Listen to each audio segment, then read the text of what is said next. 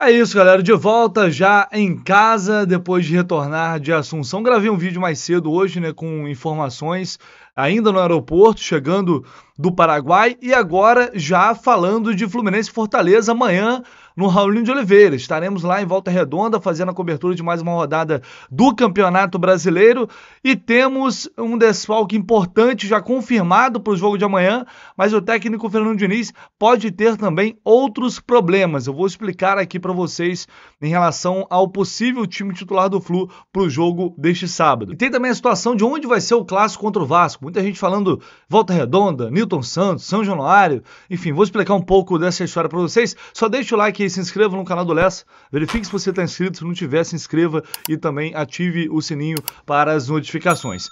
Bom, seguinte, Paulo Henrique Ganso já é um desfalque confirmado para o jogo de amanhã. Ele levou uma pancada no joelho esquerdo no jogo contra o Olímpia na última quinta-feira. A gente viu que ele parecia até que ele ia, no primeiro momento, ele ia sair do jogo, depois voltou, conseguiu continuar, e aí só saiu no segundo tempo. Já era de fato uma preocupação. O Ganso levou uma pancada, já iniciou o tratamento. A gente tem que só tentar descobrir agora se de fato há uma lesão, se foi só mesmo uma pancada que não preocupa muito. De qualquer forma, agora o Fluminense vai ter, depois desse jogo contra o Fortaleza, cerca de 13 dias aí sem nenhuma partida, devido à parada para a data FIFA.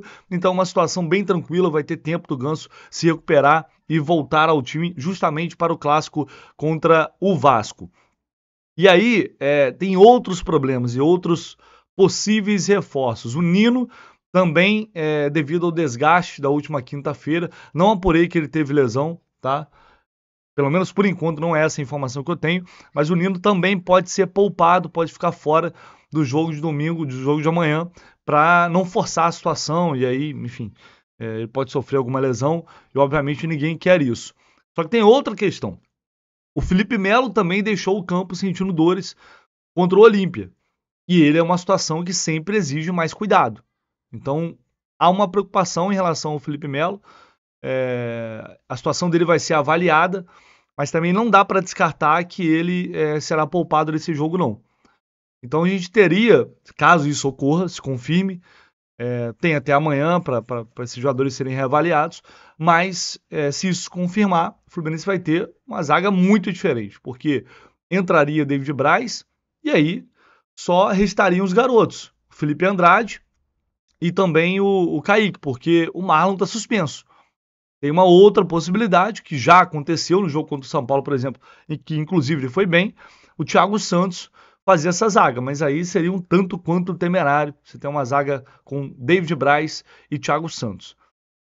Bom, Nino e Felipe Melo, os dois juntos, só ficarão fora se realmente não tiverem condições. O Fluminense vai com o time titular, apesar da última quinta-feira, vai com o time titular para esse jogo diante do Fortaleza. João Ares voltando de suspensão no Campeonato Brasileiro. E aí fica a questão, ali no meio de campo, como que o Diniz vai armar esse time? Será que John Kennedy vai ser mantido no ataque com Ares, Keno e Cano? Não tendo o Ganso, vai ser o Léo Fernandes que vai entrar no lugar do Ganso, fazendo ali o meio com o André? Ou o Diniz vai colocar o Alexander? E aí teremos André, Alexander, mais 4 atacantes. Ou André, Alexander e Léo Fernandes. São algumas opções de escalação para o Fluminense enfrentar o Fortaleza. Vamos aguardar para ver qual será a decisão da comissão técnica para o jogo de amanhã.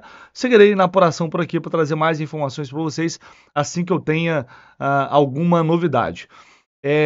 Sobre o clássico contra o Vasco.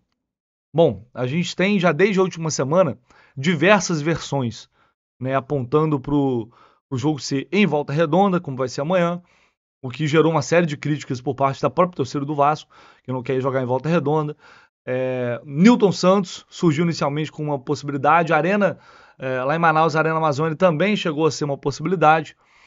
E o Vasco, a informação, pelo menos a informação de ontem, do jornalista Lucas Pedrosa, é de que o Vasco pode estar tentando viabilizar esse jogo em São Januário. Ainda não desistiu de levar esse jogo para São Januário. Vai ter, como eu disse, a parada para a data FIFA até lá, tempo suficiente para tentar arrumar essa situação. Então, parecia ser algo muito bem encaminhado, esse jogo em Volta Redonda. Foi uma informação que foi publicada pelo GE. E ontem o Pedrosa disse que não tem possibilidade do Vasco jogar em São Januário.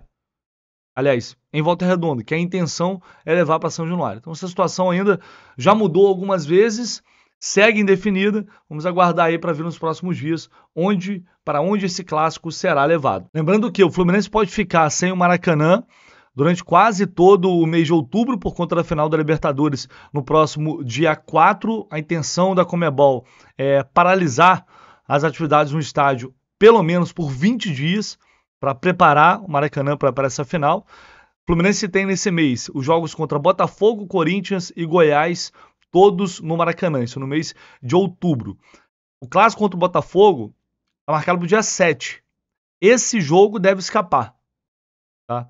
A tendência é que esse jogo seja o último do Fluminense antes da final da Copa Libertadores. Ou seja, no Maracanã, antes dessa final, no dia 7 de outubro.